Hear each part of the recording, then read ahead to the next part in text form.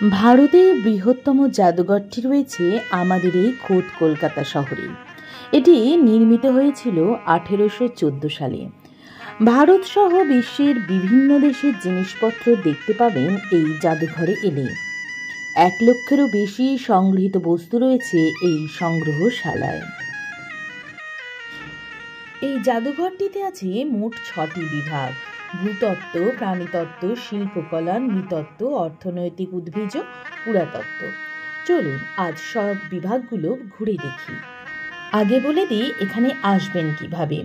এখানে আসতে হলে শিয়ালদা থেকে 47/1 অথবা 3D বাসে চড়ে কিংবা মেট্রো এলে পার্ক স্ট্রিট নেমে আসতে পারেন, অথবা হাওড়া থেকে 208 বা A7 ধরে এখানে আসতে পারেন।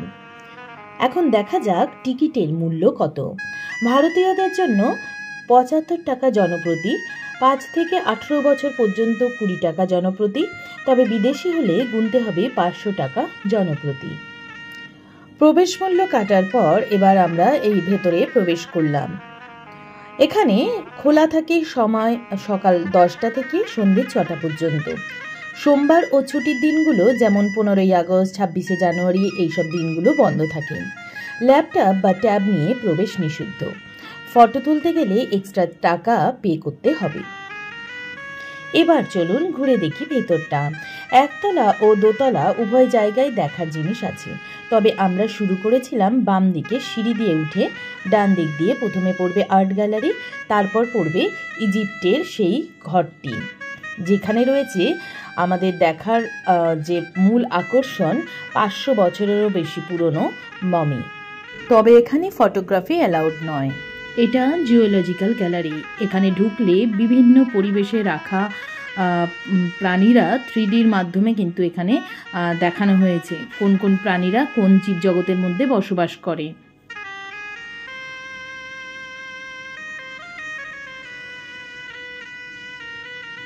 এখানে দেখুন বড় একটা কুমিরের দেহের যে কঙ্কাল সেটা রাখা রয়েছে।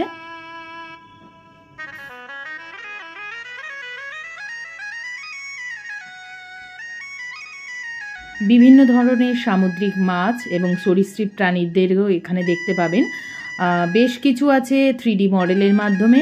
আর এগুলো দেখুন, এগুলো কিন্তু সত্যিকারের মাছ এবং সামুদ্রিক প্রাণী। এগুলো ওষুধ দিয়ে তাদেরকে রাখা হয়েছে।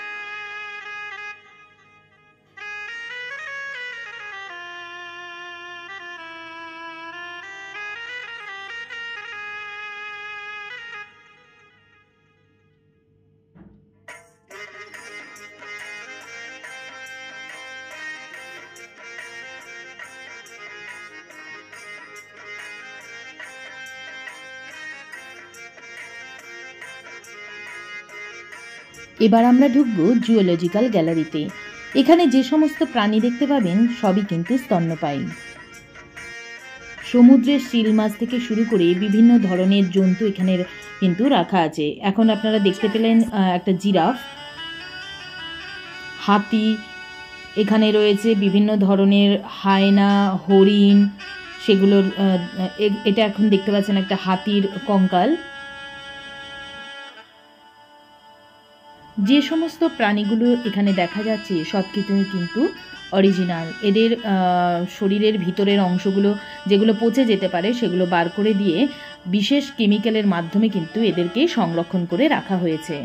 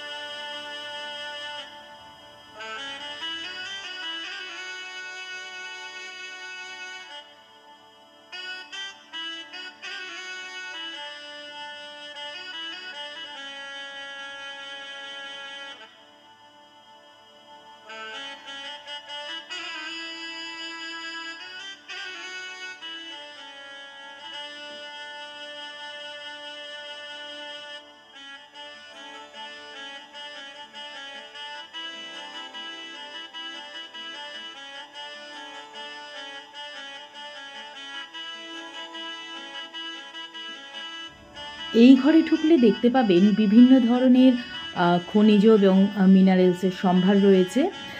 বিভিন্ন ধরনের পাথর এবং কয়লা থেকে শুরু করে মানে কয়লারও যে অনেক রকমের ভাগ রয়েছে সেগুলোও আপনারা কিন্তু দেখতে পাবেন। এখানে বিভিন্ন গাছের জীবাশ্ম আপনারা কিন্তু দেখতে পাবেন।